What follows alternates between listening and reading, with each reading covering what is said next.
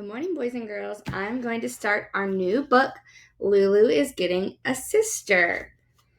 So there's an introduction before chapter 1, so I'm going to read that first. Lulu must have forgotten that she's too old to be having a tantrum because she's having one. She's down on the floor and she's kicking her heels and she's waving her arms around and she's also screeching her light bulb bursting screech. And her mom and her dad are nervously holding on to each other because they never know what to do when their darling Lulu, their precious Lulu, is being difficult. The reason she's being difficult, or what some of us call a really big pain in the butt, is that she has just been told that in a few months she will be getting a baby sister. No, not a babysitter. That was the last book. I said a baby sister, and that's what I meant. Now, Lulu, you won't be surprised to hear, has zero interest in having a baby sister. She has always liked being an only child. And don't bother asking her, won't it be nice to have a pal to hang with? She's going to say she has plenty of pals to hang with, like Mr. B or Charming Brontosaurus, like Fleischman, a helpful, though deeply annoying boy, and even like the mysterious Sonia Sophia Selinsky, whose secrets Lulu has sworn to never reveal. However, what Lulu will reveal is how firmly, fiercely, ferociously she doesn't want to have a baby sister. So, if you're a little sister or a brother, you probably won't appreciate this book.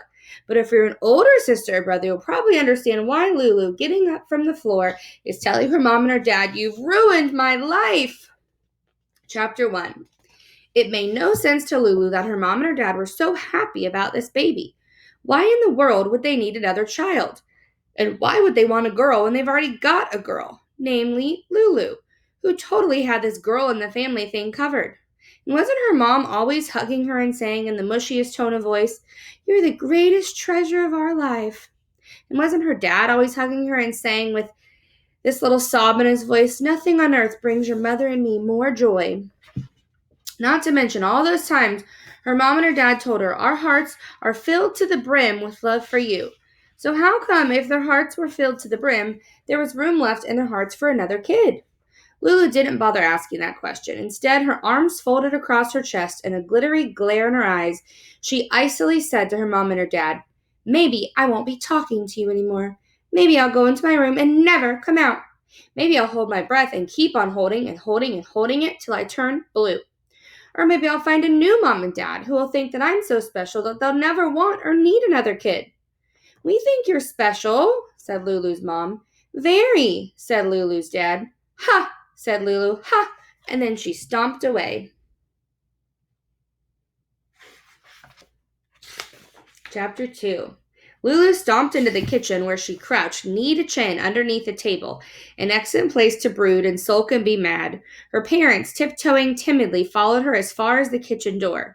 We thought you might not be completely thrilled with this news," said Lulu's mom, "so we made a plan." "To help you," her dad said. "Get ready for a sister."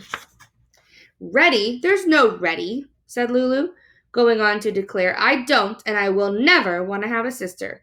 I'm not and will never want to be a sister." She paused for a moment and then asked with sudden suspicion, "You said you had a plan. What kind of plan?" There was silence. "Tell me about this plan," said Lulu. More silence. After which, Lulu's mom and her dad, edging into the kitchen, started frantically whispering to each other. Pause, pause, pause. And then, "Rather than tell you about it," began Lulu's mom, "we think you should read about it." Lulu's dad finished. "I don't like how this is sounding," Lulu said, and she liked it even less when her dad, reaching into his pocket and then down under the table, handed her a colorful brochure, a brochure whose cover proclaimed in great big letters, "We bid you welcome to Camp Sisterhood."